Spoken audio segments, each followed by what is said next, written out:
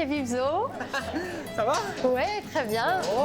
Vivzo, c'est d'abord du mariage. Alors le mariage, c'est quoi? C'est le fait d'être le premier metteur en marché du poisson. Donc on achète en direct de la criée, du pêcheur en fait, et on achète le poisson qui va être ensuite travaillé chez nous. Donc ce merlu-là, par exemple, a été pêché et débarqué au Sable d'Olonne. On l'a acheté ce matin en criée.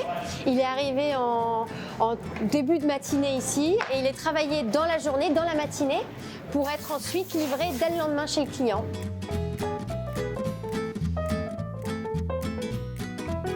Et donc vous faites votre criée, vous faites votre sélection, on va dire, qualitative. Voilà. Après, donc tout arrive ici et comme ici, on Et donc le commence la poisson, découpe. c'est ça, le poisson à peu près est travaillé 1 heure à peine après la fin de la criée. De la pêche au consommateur, en général, il y a... Et ben il y a à peu près 24-48 heures quoi, qui s'écoulent. Ah ben oui, c'est très frais, ouais.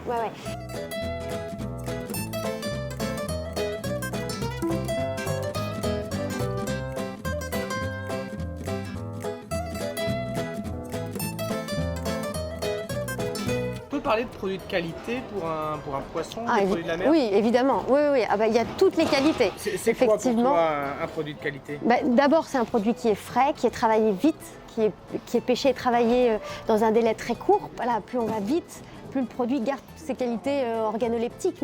Et puis aussi, la qualité du poisson vient aussi de sa façon dont il a été pêché. C'est pour ça que c'est très important d'être au plus près de la pêche, au plus près de ce qui se passe, bien connaître les bateaux, bien connaître les appros, bien connaître la météo.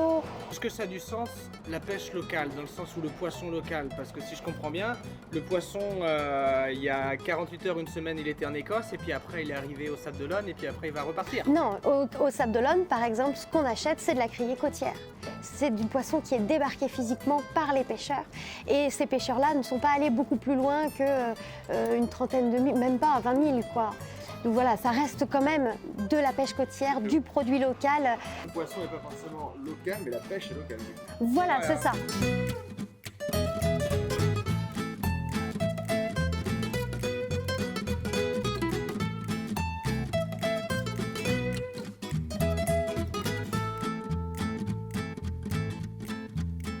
Il y a une vraie dynamique de préservation de la ressource.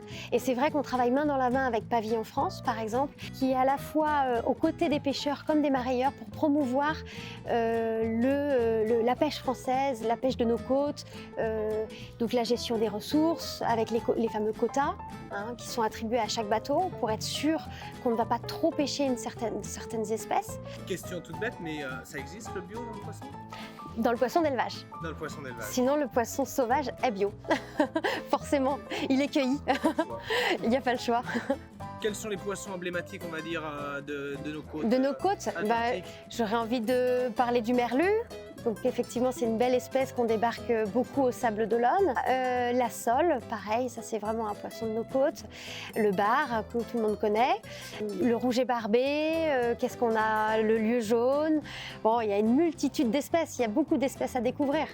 Et là, en ce moment, donc on parlait, c'est quoi? C'est la fête de la sardine? Ouais, là, il y a des très très belles débarques de sardines. Le poisson est magnifique, il est débarqué quotidiennement.